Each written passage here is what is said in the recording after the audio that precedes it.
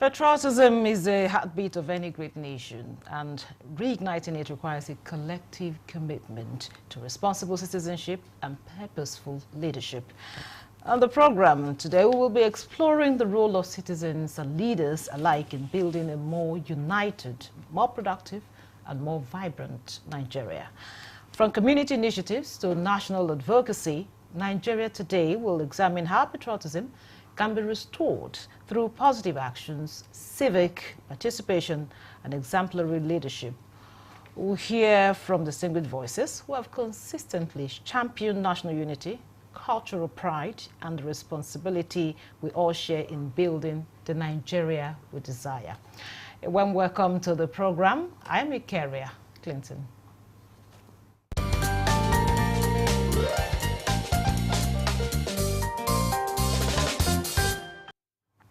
Now with me in the studio is David Akochi. He's the Director of Special Duties and Zonal Coordination, National Orientation Agency, NOA. It's a pleasure to have you in Nigeria today. Pleasure to be here, Eukaria. Good evening, viewers. And also joining us for this conversation is Musa Ododo Abdurrahman, founder, Initiative for Discovery of Nigeria Heritage and Endowment, IDNHA, and Chairman, National Policy Dialogue, a dialogue with wisdom. It's a pleasure to have you in Nigeria today. Miss, thanks for having me. Thank you so much. Oh. No, go ahead and finish. Thank you so much. Okay. Well, today we want to talk about reigniting patriotism through responsible citizenship and leadership. But first of all, we want to know, I will start with you, David. What is responsible citizenship? Responsible citizenship is used to refer to a citizen who performs his civic responsibilities, who understand the rules governing the country, who pays his taxes, who loves his country, and is willing to do what is required to make his country great. Responsible citizenship refers to those citizens who, at home and abroad, are doing the correct things to promote our country, to promote our image, and to project our values and the Nigerian identity. So when we say responsible citizenship, we're referring to citizens who practice this that I have listed out. Okay, having known what responsible citizenship means, we also were talking about leadership here, responsible leadership. Yeah. So I would love you to tell us, from your perspective, what it means to be a responsible leader. A responsible leader, before I say that, but it's pertinent to note that leadership is a product of that citizenship he just mentioned. It's very, very key to note that, because you don't just bring leaders from the sky or anywhere. The leadership is a product of that society, and that is very key. So now, responsible leadership. Responsible leadership should respond to all he has said, and more to this that I'm going to mention. A responsible leader must understand the purpose and destiny of a people. I'm telling you. He must have, a nation is just thought, before you can have we're talking about patriotism here now. Before, patriotism is not what you ask people to bring. It's not what is demanded. It is what is invoked. Just like he said, how do you reignite it? It's what is invoked. It's what is created, and it's a consciousness that the people must show forth. So leadership must understand the purpose and destiny of that people, and the vision that encapsulates the society. And this must come before this must be realized. You must realize the identity of that people. Leaders must bring about. How do you bring about? Refers to love for country.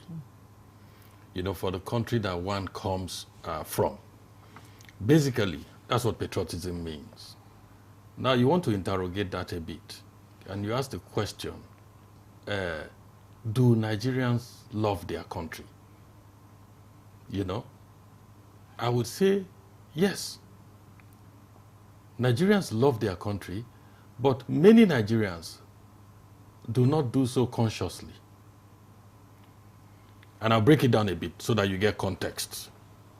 Eukarya, do you love the village from which you come? Of course I do. Okay then. Where is that village located? In the east. Where is the east located? In Nigeria, of course. Thank you very much. If you ask any Nigerian anywhere, these 3 questions that I just asked you, you will discover that they love Nigeria without being conscious of the fact that they love Nigeria. There's no Nigerian anywhere that will tell you he hates the village from which he comes. That village is located in a state, in a region, which is located in Nigeria. That's why I want to ask the question, which part of Nigeria is it that you don't love? Is it my own village because it's not your village? Is it Ododo's village that you do not love because it's not your village? Of course not.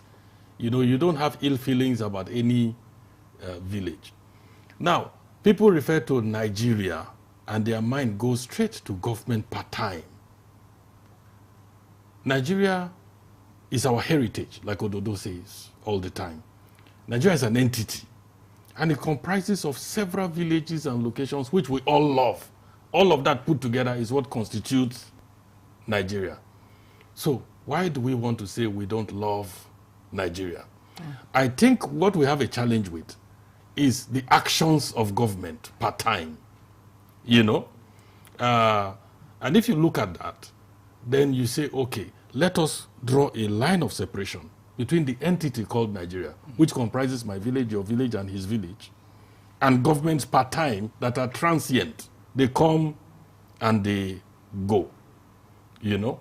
So I think that Nigerians are patriotic without necessarily knowing that they are. That is why we always want Nigeria to win. Nigeria is in an international swimming competition. All of us together, we want Nigeria to win. Nigeria is in an international football competition. We want Nigeria to win. Imagine how depressed we were that Nigeria did not qualify for the World Cup. That depression did not bring about differentiation with tribes, tongues, religion, and all of that. No, we were collectively all unhappy because we wanted Nigeria to go there. You know, so patriotism is love for country.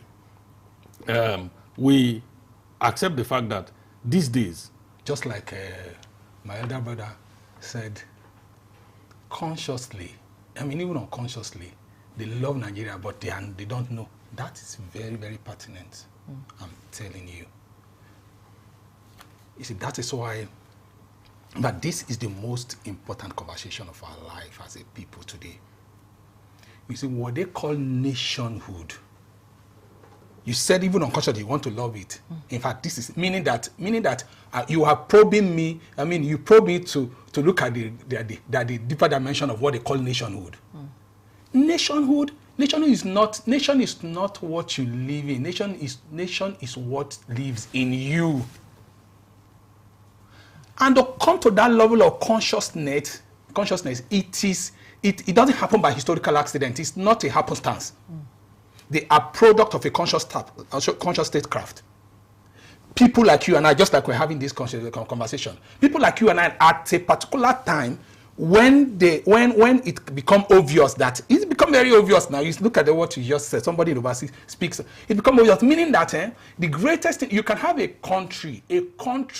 People love their country. People love their country home, not Nigeria. Let's face it. Mr. Koyi said, people love their country home. Don't let us miss it too. You said you love your. Look at he's trying to draw it, but I like to add this layer. What he said is true, but let us add the deeper layer, because everything that ever is in human consciousness, it begins from the unconscious, just like from the unconscious, from the deeper dimension of your inner being. That is nationhood, and those things are created. Anything like that it's not a given. You can be given an independence, just like the colonial master gave us. Nationhood is not a given; it is earned. It is earned from the within. It is a spirit. Nation is a spirit. A nation is a consciousness. And then it becomes a covenant. Everybody buys into it, knowingly or unknowingly. That is how it is. Then you might ask me that further, that how do we ignite this? Of course, this is what we are starting at. That's why I said it is the most important conversation that politics can never bring. Politics have never solved any fundamental challenges of any. Look at all civilization, all nation. Politics can never solve it.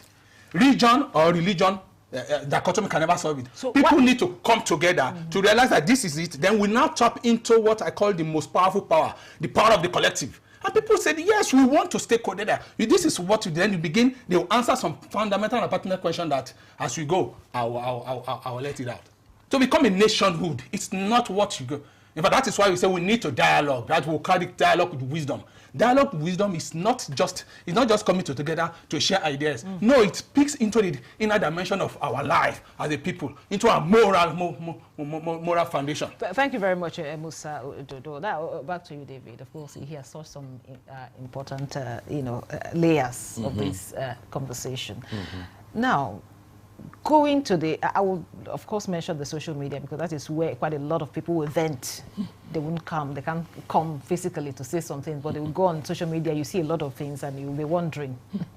Now, how can Nigerians shift from a culture of blame to one of active contribution?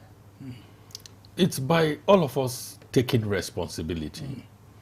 And all of us coming to the realization that nations are not built merely. Our nation becomes attractive to all of us, to contribute to that love that we already have for our country, which I described earlier. It becomes a bit complex, and people find it difficult to draw the lines, the distinction between these concepts, that Ododo and I are speaking about. And so they can write the country off and say they don't like the country, like you see in social media, and all of that. And that position is full of ignorance. Nigeria, my country, and your country has not offended us in any way. In fact, we are very blessed to find ourselves in this geographical location called Nigeria. Why do I say that? Look at our vegetation. Look at the capacity of our human resource, respected all over the world for the kind of contributions. Look at our resilience, as a people. Look at our leadership role in Africa, and the rest of the world, wherever you find us. Now, what is the challenge? The challenge is that per time, we find our governments taking actions that we're not happy about. And those actions now fill the hearts of some people with discontent, and then they carry out their anger against the country, like cutting your nose to spite your face. It's still you. Okay, that part of cutting the nose to spite the face. Now, what role? You just said something. Nationhood comes from within, but the country, of course, is a geographical location. I also mentioned the fact that it's not that people really don't like, the country, but again, they don't like the leadership. What's, whatever the leadership is doing per time. I think it's David that mentioned that. Yes. Now, you also talked about politics can. And it's as old as philosopher, everybody, because it's a timeless calling. That how do there's also, and I'm just like you said, leadership and citizenship are alike. The first thing that we must know who we truly are as a people. That is the focus, and that one will answer our identity question, identity crisis. There's no greater crisis in life that is so devastating as identity. Just like as we started, we said you love your village. That is what you're identifying with, not Nigeria. We have to be plain. No, not Nigeria. No, but identify with Nigeria, really. I just don't want to talk about that. But identify with Nigeria. Yes, that is you. You've come to that consciousness, maybe by nature of your, just like I do too. That is how I've been advocating about that. In short, I see it as my own life. And so I see it as, and I love that what you said, so that our viewers will know that even we are not in a position of leader, I'm not anything. But that is what I've been advocating all throughout my life. So I love that. So how can the critical mass come to this realization? Just like I said, the leaders are from this society. So how do you consciously create a new nation of our dream? How do you call into this consciousness, into awakening this consciousness within us? That is very key. And this is not, it doesn't just come, it just comes with fiat. It comes when the people realize this. Just like I said, we ask the question, who are we as a people? Identity must be realized. Where is our commonality of purpose? What binds us together as a people? Where is our commonality of purpose? I'm telling you. What do we believe in that we want to achieve together? This speaks to the core of nationhood. Nation building is building a common sense of purpose, sense of shared destiny, a common imagination, a dream that everybody believes in and could build to fruition against all odds. When this became alive in us, you will see it. And just like I said, how does it come? It comes. That is why immediately our father, President Bola Ahmed Tinubu became, we wrote just like I always do to our leaders. I don't know, this is my own life. We wrote, say, lead a new nation. I mean, consciously create a new nation, bring it to others. It's not to occupy, people have been occupying the solution of leadership now. Some people are just trying to occupy some now. Politics. Have you ever interrogated this, my sister and my elder brother? How on earth has politics never solved our problem? You see, politics can never solve fundamental challenges of life. Fundamental challenges of life are not solved with the same state of consciousness or knowledge level that created them. Meaning that we must begin to explore the inner dimension of our intelligence, of truly human being that we are. This is not, that's why it says it's away from politics, it's away from religion. As I see you, I see humanity. I don't see any, I see humanity, I see love, it's not, that is who we are, and that is truly who we are. We should come up with this kind of reality and answer that our identity is this. Humanity is our identity. Humanity is life. Shall we come up with this answer? Let me just put it to you.